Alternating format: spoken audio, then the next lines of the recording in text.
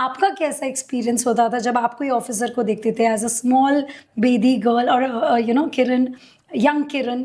I mean I am sure you are not born with the idea कि मैं बड़ी नहीं, होके पुलिस ऑफिसर इवन छोटे होते मुझे किसी इनसे डर नहीं लगता था। कभी नहीं? नहीं, कभी नहीं डर लगता था। मे बी मेरी मोबिलिटी इतनी ज़्यादा थी कि मैं होम रिस्ट्रिक्टेड नहीं थी।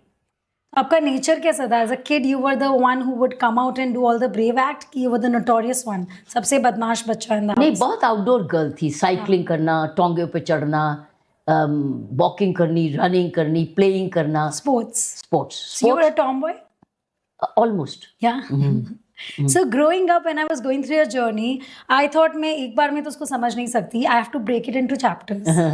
So I have to break it into chapters of your timeline, or I have to break it into chapters of your experience. I chose both. Okay. तो हम पहले समझते हैं as a woman. I think Kiran Bedi, if I have to know, it's not just Kiran Bedi. It's Kiran Peshawariya Bedi. Yes. Very few people know that. Yeah. So that is how we should know Kiran Peshawariya, Correct. daughter of the tennis player, Papa, Mr. Peshawar. mommy, daddy, Peshawariya family. Peshawariya family. Yeah, they migrated more than 100 years ago from Peshawar. And मेरे grandparents ने बहुत साल पहले, much 100 years ago, with lot of business, lot of money, and setting up, सब कुछ अमृतसर में बनाया, hotels बनाए, property ली, factories खोली, बहुत कुछ किया उन्होंने, धर्मशालास बनाई, अभी भी पेशावरिया धर्मशालास के नाम से हैं। So वो जनरेशन थी। तो फिर एक इंडस्ट्रियलिस्ट बिजनेसमैन के खानदान में आके इस तरह का करियर टर्न लेना, आपको कभी किसी ने नहीं बोला कि तुम एक बिजनेसमैन के खानदान से हो? So did that ever thought cross anyone's mind और थॉट टू यू? मेरे ग्रैंडफादर में ये था कि मेरे पापा को कि आपको इतने महंगे स्कूल में क्यों भेज रहे हो अपनी बेटियों को? बेटियों को तो इतनी सारी जायदाद है, जायदाद के साथ शादी कर लेंगे। अच्छा, ये एटीट्यूड था।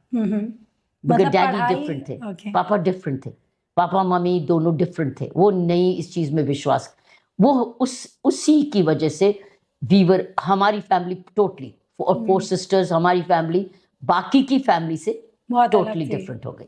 So he was confident. मेरे ग्रैंडफादर ने उनको, मेरे फादर को बल्कि धमकी भी दी कि तुम क्यों अपने लड़कियों को पढ़ाए। ही वॉज फ्यूडल, अमीर, प्रॉपर्टी, लैंडेड प्रॉपर्टी, लेकिन बहुत कंजर्वेटिव एंड फ्यूडल। खुद तो क्लब मेंबर्स, पापा was, my father was also tennis player family, वैसे क्लब मेंबर्स, बस main dominated family.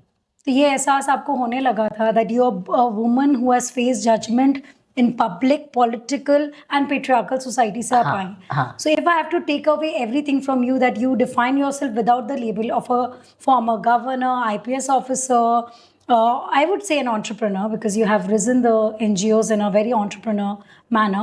How do you look at Kiran Bedi? कौन है जो इतना patriarchy? I think बहुत blessed child, क्योंकि आफ्टर ऑल आप पेरेंट्स चूज नहीं करते, आपको अपने भाग्य से मिलते हैं।